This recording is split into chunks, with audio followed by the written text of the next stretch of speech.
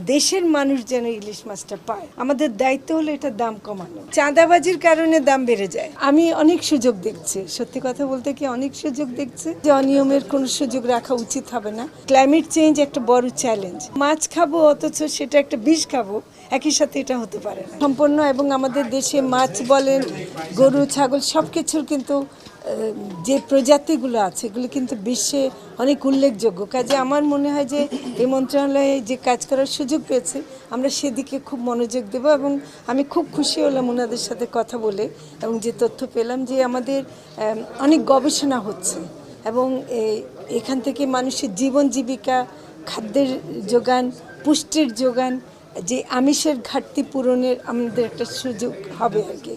তো সেই জন্য অনিয়ম যদি থাকে সেটা আমি অবশ্যই জানবো পরে, কিন্তু আমার মনে হয় যে অনিয়মের কোনো সুযোগ রাখা উচিত হবে না। আমরা সেটা অবশ্যই এটা দেখব। কিন্তু প্রথম কাজ হলো যে একদম গ্রাম পর্যায়ে বা মাঠ পর্যায়ে যে অফিসগুলো আছে সেখানে আমি ভিজিট করব, যাব এবং সেখানে যে সমস্যাগুলো আছে সেগুলো চিহ্নিত করব। এবং জাতীয় পর্যায়ে আমার মনে হয় যে আমি আহ্বান জানাবো যে অন্যান্য মন্ত্রণালয়ও যেন আমরা সহযোগিতামূলক একটা ভূমিকা রেখে আমরা কাজ করতে পারি। কারণ ক্লাইমেট চেঞ্জ একটা বড় চ্যালেঞ্জ এবং সেটার কারণে কিন্তু মৎস্য সম্পদ এবং প্রাণী সম্পদে ক্ষতিগ্রস্ত হয়। তো কাজে ক্লাইমেট চেঞ্জটাও শুধু পরিবেশ মন্ত্রণালয়ের কাজ না, এটাও এই মন্ত্রণালয়ের কাজ। তো আমি অনেক সুযোগ দেখছি, সত্যি কথা বলতে কি অনেক সুযোগ দেখছি। এবং আমি যাদের সাথে কাজ করব তাদের কথা শুনে মনে হলো যে তারা অনেক আন্তরিক। কৃষি মন্ত্রণালয় আধুনিক চাষ পদ্ধতি করতে গিয়ে কিন্তু প্রচুর কীটনাশক এমনকি রাসায়নিক সারটাও যেটা ব্যবহার করে সেটা কিন্তু আমাদের মাছের অনেক ক্ষতি করে।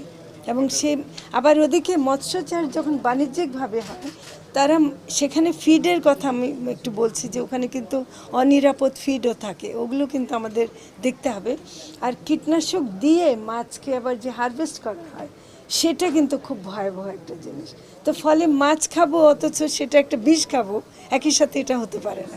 আমি মনে করি যে ইলিশ মাছ এটা এই মন্ত্রণালয়ে আমি ভিতরে বলছিলাম যে এটার মন্ত্রণালয়ের নাম যদি ইলিশ মন্ত্রণালয় হতো আমি আপত্তি করতাম না, কারণ ইলিশকে রক্ষা করে জিআই পণ্য শুধু না, ইলিশ মাছটা একটা বিশেষ মাছ যেটা একমাত্র বাংলাদেশে হয়। এটা রপ্তানির চাইতে বেশি আমাদের চেষ্টা করতে হবে দেশের মানুষ যেন ইলিশ মাছটা পায় এবং সেটার দামটা অহেতুকভাবে বাড়ানো কোনো মতে যুক্তিসঙ্গত নয়। এবং দেশের মানুষকে না খাইয়ে বাইরে পাঠানো আমি কোনো মতে অ্যাপ্রুভ করি না। তো ফলে যদি সেটা রক্ষা করতে পারি, আমরা সবাই মিলে ইলিশ খেতে পারি, সেটা আমরা চেষ্টা করি। আমরা শুধু পোলট্রি ফার্ম করে ডিমের সরবরাহ বাড়ানো দিয়ে আমাদের সমাধান না, কারণ পোলট্রি ফার্ম একরকম দেয় যেটার মধ্যে অনেক সমস্যাও আছে। কিন্তু যদি আমি গ্রামীণ নারীদের মাধ্যমে আমি হাঁস মুরগি পালন বাড়াতে পারি তাহলে সরবরাহ বাড়লে কিন্তু এটার দাম কমবে। এবং প্রথম কথা হলো সরবরাহ বাড়ানো, নিরাপদ করা এবং এটাকে মানুষের কাছে সহজলভ্য করা। এবং আমি মনে করি যে দামগুলো বাড়ানো হয়েছিল, মাঝখানে ডিমের দাম বেড়ে গেছিলো। দেখেন ডিমটা এমন একটা জিনিস, আজকে গার্মেন্টস শ্রমিকরা যদি জিজ্ঞেস করেন প্রথম পুষ্টির একটা ধাপ হচ্ছে ডিমটাই খায়। হ্যাঁ, একটা বাচ্চাকে আপনি পুষ্টি দিতে চাইলে ডিম দুধ দিতেই হবে। তো এগুলো না করলে আমাদের ভবিষ্যৎ প্রজন্মকে আমরা কি করে সুস্থ রাখবো? প্রথম কাজ হলো আমাদের দায়িত্ব হলো এটা দাম কমানো।